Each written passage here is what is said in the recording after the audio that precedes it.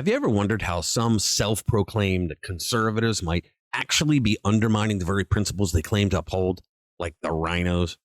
In today's video, we're getting into David Brooks's recent speech at the Alliance for Responsible Citizenship. Now, for those of you who don't know who he is, which I am guessing is the majority of you watching this, Brooks is an establishment writer who claims to be a conservative, but when you read his stuff and listen to him speak, he actually sounds more like a moderate neocon who doesn't like the label.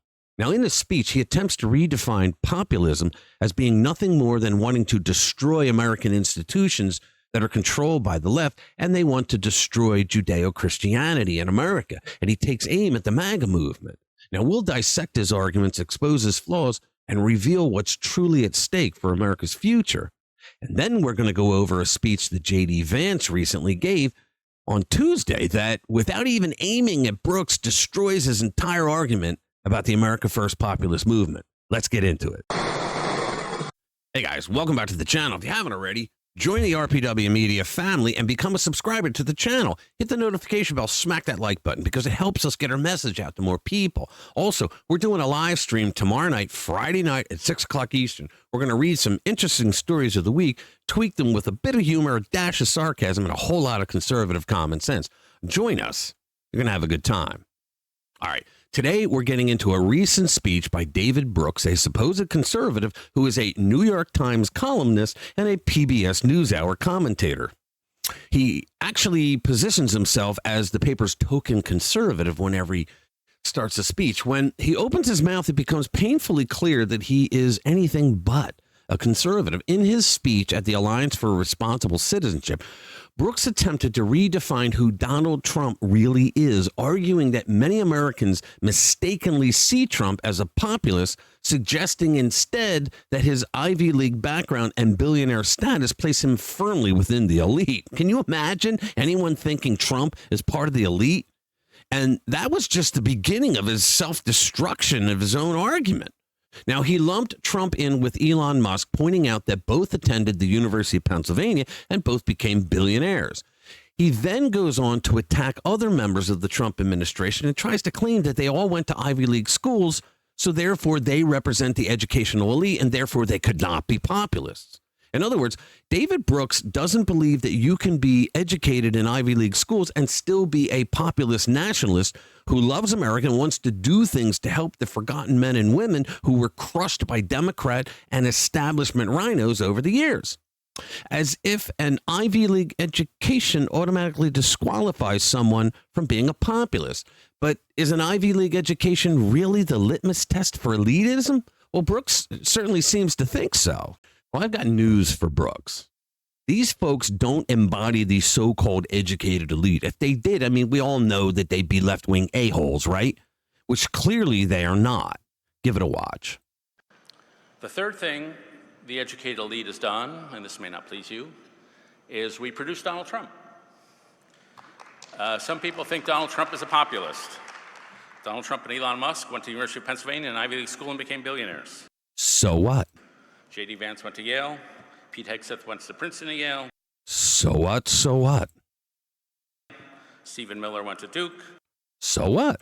Fox News types like Laura Ingraham went to Dartmouth. Why did he mention Laura Ingraham? And he murdered her name. And they represent the educated elite. No, certainly they do not. And the key factor of the educated elite is that they're not pro-conservative, they're anti-left. Wrong. They are anti-left, but they're very pro-conservative. They're just populist nationalists as well. They don't have a positive vision, a conservative vision for society. They don't have a positive conservative vision for society. I guess the neocons think that a positive conservative vision for society is endless wars. They just want to destroy the institutions that the left now dominates. He doesn't understand the first thing about the populist nationalist America First movement. He just doesn't. Listen to him. And this means, in the first place, they're astoundingly incompetent. You hear this? I have a lot of sympathy with what drove people to vote for Trump, but I'm telling you, as someone who's on the front row to what's happening, do not hitch your wagon to that star. So they are astoundingly incompetent. Donald Trump, J.D. Vance, you heard him. He just said it. Is this a fair characterization, guys, or Is it just a convenient dismissal of a movement this idiot doesn't understand? The ever pompous Brooks refuses to accept that someone could be both highly educated and a populist. It's a perspective that reeks of leftist snobbery if we've ever seen one. But what if this elitist mindset is more widespread than we realized? You have to deal with it. I think rounding up hundreds of violent criminal illegal aliens that the last administration made sure we had no idea where they were throughout the entire country and deporting them all in less than 2 months' time to protect the American people is hardly a sign of incompetence. More of that to come, I assure you. Likewise, auditing federal agencies and uncovering over $2 trillion in waste, fraud, and abuse, corruption that likely persisted for decades, is anything but inept. The real incompetence here isn't in these actions. It's in David Brooks's complete miscalculation of what incompetence actually looks like. I wouldn't call Brooks a conservative. He's a neocon through and through. His ties to the movement are pretty clear. He joined the neoconservative Weekly Standard magazine. Remember that? When it launched in, I think it was 1994?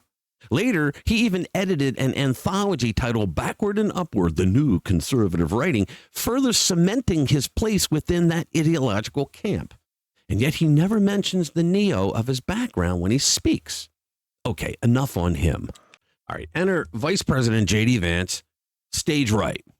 Vance gave a speech at the American Dynamism Summit on Tuesday where he completely destroyed Brooks's gobbledygook arguments about populists only wanting to destroy institutions and not build anything and have no vision, no future vision for society. Give it a watch. You may have seen, and I talked about this with Ben backstage, I spoke at a conference in Paris last month where my message to a group of CEOs and foreign leaders was that we should embrace the future head on. We shouldn't be afraid of artificial intelligence. And that he just talked about embracing the future head on. particularly for those of us lucky enough to be Americans, we shouldn't be fearful of productive new technologies. In fact, we should seek to dominate them. And that's certainly what this administration wants to Do you see what the administration is saying? We're going to dominate certain industries. accomplish. I suspect that most of you in this room are of like mind, and if you're not, I don't know why the hell you're at the American Dynamism Conference, but I received some pushback from people who are worried about the disruptive effects of AI. One journalist suggested the speech highlighted the tension between the, quote, techno-optimists and the populist right of President Trump's coalition. And today, I'd like to speak to these tensions as a proud member of both tribes. Yeah, he was from both. He's a populist and he's a tech guy. And let me put it simply. While this is a well-intentioned concern, I think it's based on a faulty premise. This idea that tech-forward people and the populists are somehow inevitably going to come to a loggerheads. Now, I think the reason for that is because up until recently, all of the tech heads were left-wing lunatics that went along with the Biden administration and their destructive practices for censorship. And so everybody believes, oh, well, those left guys are not going to get along with the populists. But we have Elon Musk and several other tech guys, Vivek Ramaswamy, and we got a bunch of tech guys that are actually populist nationalists. Is wrong. I think the reality is that in any dynamic society, technology is going to advance, of course. And speaking as a Catholic, I think back to Pope John Paul II's opening lines of the encyclical Labor But they wanted to get rid of Judeo-Christianity, according to Brooks. Mixarans, quote, through work, man must earn his daily bread and contribute to the continual advance of science and technology, and above all, to elevating unceasingly the cultural and moral level of the society within which he lives, end quote. Now, I quote the Holy Father not only because I'm a fan of his, but also because he rightly understood that in a healthy economy, technology should be something that enhances rather than supplants the value of labor. And I think there's too much fear that AI will simply replace jobs rather than augmenting so many of the things that we do. And he's right. I mean, think about this, guys. What has technology done so far up until now? I mean, yeah, we have some great advancements and whatnot, but what is the number one thing that people love about technology? Video games? Really? I mean, this is what he's talking about. He wants the United States, the tech entrepreneurs in the United States to dominate the field of what's to come. And he wants people to not be afraid of AI if we can conquer it. Now, I had problems with AI under the left because we know that Chuck Schumer went and had a summit with the AI heads and told them he wanted them to censor conservative speech inside AI. They laughed at him, of course. Now, here's J.D. giving some ideas about the innovation of technology for the future of America. Industry like auto manufacturing, and you combine that with advanced robotics and lower energy costs and other tools that increase the productivity of U.S. labor, you give American workers a multiplying effect. See, I would never expect for David Brooks to talk like this. Now that, in turn, allows firms to make things here at a price-competitive basis. Our president gets that, which is why last month we posted 9,000 new auto jobs after many, many years of stagnation or even decline in the auto sector. That never would have happened under Biden. Biden would have allowed the Chinese to continue building those auto plants in Mexico and sell them to the United States, completely destroying our auto sector. It's why, just weeks in, we already have new planner production announcements from Honda, from Hyundai, and Stellantis worth billions of dollars and thousands of additional jobs. No future vision for American society, according to Brooks. On top of the ones that were already created. Look, man, David Brooks's entire narrative boils down to the same old tired orange man bad routine. It's fueled by his chronic case of TDS. His claim that Trump and his administration are destroying left-wing institutions only is laughable. Those institutions were already wrecked by the left long before Trump came along. Look, this is real simple. MAGA isn't just about tearing things down. Yeah, they want to tear down the rot that the Marxists gave us, but it's about building and rebuilding America. At his core, Donald Trump is a builder. We know this. He spent his career creating buildings. He's a builder. Meanwhile, over the last decade, the Democratic Party has fully embraced Marxism. Let's be clear. Marxists, not the populists, are the ones dedicated to societal destruction. Karl Marx himself was obsessed with tearing down civilization, and for over a century, his ideological heirs have used Marxism to systematically dismantle societies across the globe. Today's cultural Marxists, our so-called progressives, they aren't much different. I mean, like Marx, who was a lazy bum who openly wished for his family's deaths just so that he could inherit their money without working. I mean, modern progressives believe that everything should be handed to them for free, funded, of course, by the rich, who already pay the majority of federal income taxes according to the IRS. They've turned wealth redistribution into a political platform, pandering to their base, which increasingly includes members who have joined the Flat Ass Society, people who contribute little but demand everything. And lastly, let's take a look at Chuck Schumer. Now, he recently went on The View, hoping that the old crows would help him patch up his image after caving on the Republican CR bill. He's catching a lot of heat from his own party. Now, I wanted to show this clip to let you see that the leadership of the Democratic Party is still stuck on stupid mode, where they're not even trying to figure out what they did wrong in the last election because they don't know how to appeal to the average voter anymore. They destroyed the world, and they should just sit down and shut up. But instead of damage control, Schumer launched into a rant that perfectly encapsulated the darkness and the moral rot at the heart of the American progressive movement that has hijacked the Democratic Party. Give it a watch. Senate Minority Leader Chuck Schumer's sudden change of heart about the Republican spending bill helped avoid government shutdown, but opened him up to some harsh criticism and questions about his leadership from his own party. And here to tell us why he did it is Chuck Schumer. Thank you. He's also the author of the new book, Anti-Semitism in America, A Warning. Please welcome. The anti-Semitism comes pretty much strictly from the left. Thank you. Yes. Thank you. All right. So I'm just gonna throw it out there. Why? Great. What were you thinking Listen to this. and why? Okay. So look, I knew it was a difficult choice, and I knew that I'd get a lot of criticism for my choice. No, he didn't. He thought that since he ran the Senate when he was majority leader like a dictator, he thought everybody would fall in line to him still. But I felt as a leader I had to do it. Here's why. The CR bill was bad. No, it was not. No question. and it allowed a slush fund, which allowed money to be pushed around. Explain it for the people who don't know what There's CR a means. CR means and what you did. Listen to continue this the crap. government spending. Right. A shutdown, the alternative is cut off the government spending. And here's what would happen What's wrong with cutting off government spending? if we cut off government spending. It would be devastation like we have never seen. Worse than we're Nonsense. seeing now? Much. Here's why. $2 trillion in fraud, waste, and abuse, guys. Remember that. That's why I did it. I wasn't going to take this flack just for having a lot of fun. The bottom line is a government shutdown works like this. All government spending is stopped. All. And then the That's such a lie.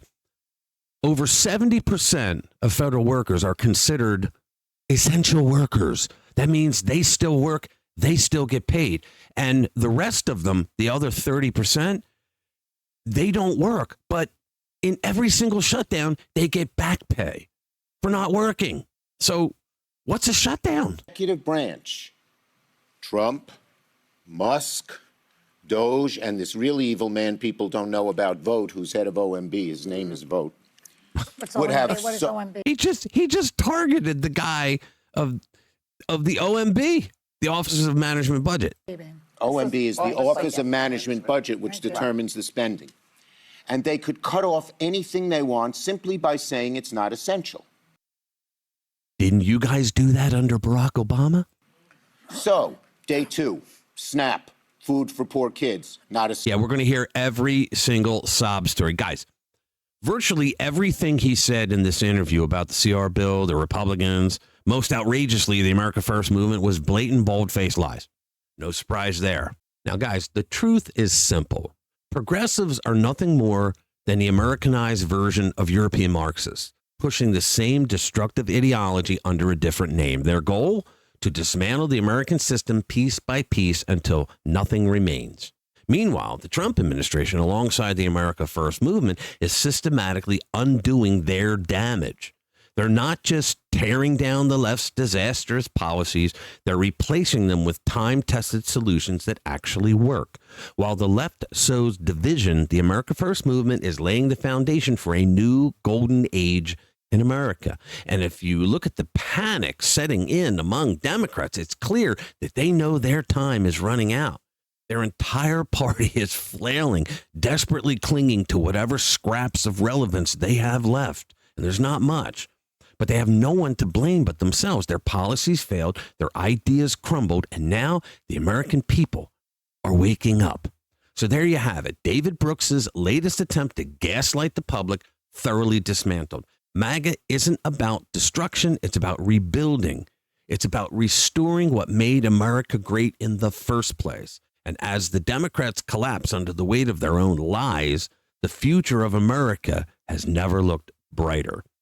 All right, thanks for watching. Hit that notification bell if you want to be kept up to date with all the latest news and conservative analysis. I'll see you in the next one.